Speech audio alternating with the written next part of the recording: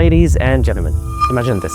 A fire alarm blares in a crowded theater. Smoke curls along the ceiling. You have a clear path to the exit, yet you hesitate. You turn to the crowd and no one is moving. What do? You would think that a rational, intelligent person would immediately leave, but studies shows that that's not often the case. Instead, many people freeze, waiting for someone to lead.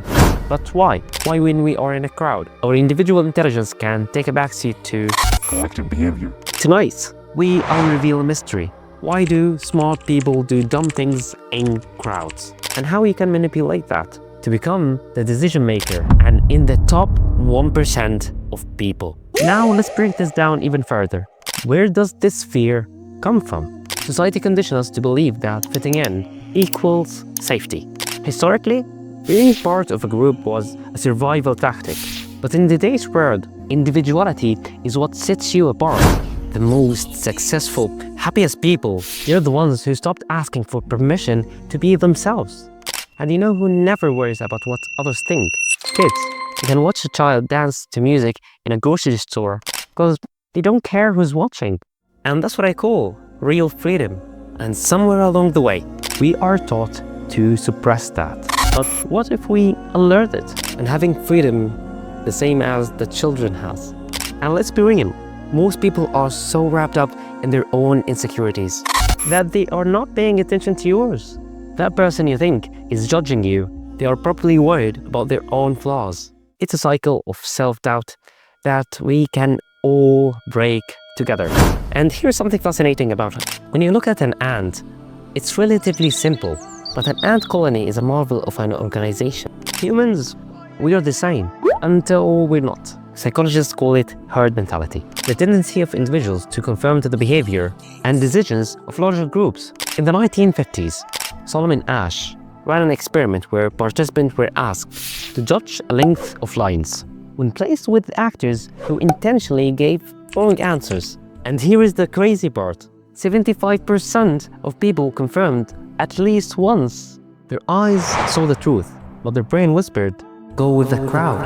One of the scariest ways our intelligence betrays us in crowds is through bystander effect. As part of an experiment on bystander apathy, he's pretending to be ill. He lies there for more than 20 minutes and no one raises an eyebrow.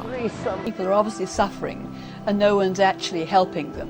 When alone, you would likely help someone in distress, but in group, the responsibility to act gets diluted. Because you say to yourself, surely someone else will step in. But here's the kicker. Everyone is thinking the same thing, so no one does anything. But on the other side, the internet is a whole other story. Have you ever noticed how people act differently online? It's called online disinhibition effect. When anonymity makes people do and say things they never would face to face. Crowds give us the illusion of safety. Ever been in a stadium where people start booing? Even if you wouldn't normally, you might join in because, hey, everyone else is doing it. But wait, you might say smart people should know better. You would think so. But intelligence doesn't make us immune to social influence. In fact, studies show that highly intelligent individuals can be even more susceptible to groupthink because they are skilled at rationalizing their choices, even the bad ones. And history is littered with examples. Economic bubbles, mass panics, disastrous business decisions, and they are all often led by brilliant minds. So here comes the question. How do we resist the pull of the crowd and become the 1% who can take choices depending on ourselves and not caring about others? And here's your survival guide. First, recognize that no one is more intelligent than you. In a crowd, it's easy to assume that others know more than you do, but that's not always the case. Many people in a group is just as uncertain, hesitant, or uninformed as you. Just because the majority believes or acts a certain way doesn't mean they're right. Trust your own reasoning and don't be afraid to stand apart from the group when necessary. Realizing that everyone is figuring things out just like you can help you make decisions with confidence rather than difference. Second, think independently. When a crowd moves in one direction, ask yourself, is this right or just easy? I know that it's very tempting to go along with what everyone else is doing, But taking a step back and evaluating the situation critically can save you from making poor decisions. So simply research, analyze, and trust your own judgment before jumping in with the crowd. Because trust me, you don't know what's down the hell. Thirdly, pause before acting. Snap decisions often lead to regrets.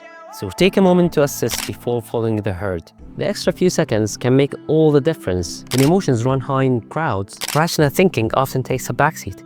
By pausing, you allow yourself to regain control and make an informed choice rather than a reactive one. Fourth, stop caring what others think.